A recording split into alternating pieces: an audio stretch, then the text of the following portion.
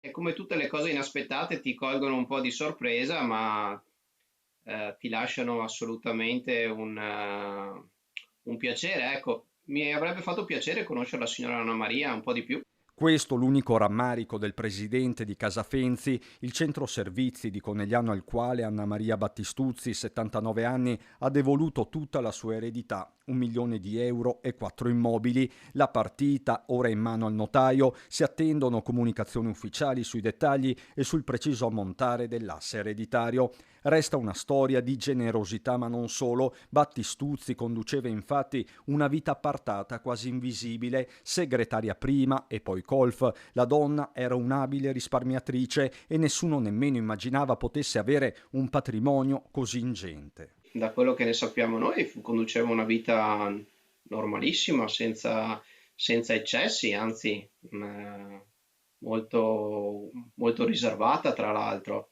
Quindi è una cosa che deve far riflettere. In passato Anna Maria aveva anche tentato di entrare a Casafenzi, ma poi si erano rese necessarie altre soluzioni.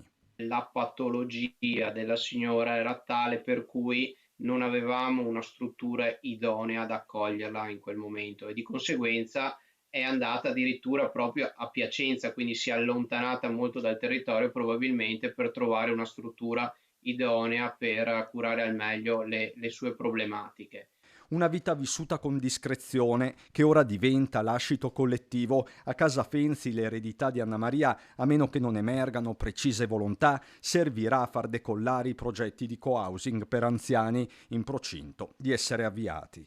Sinceramente mi sono fatto questa domanda del perché lei si sia rivolta a noi come beneficiari e credo sia stata un riconoscere un qualcosa alla città dove aveva sempre vissuto e al contempo un riconoscersi magari in delle persone che come lei avevano una fragilità, potevano essere da sole, potevano essere anziane e quindi ha dedicato il frutto della sua vita a loro.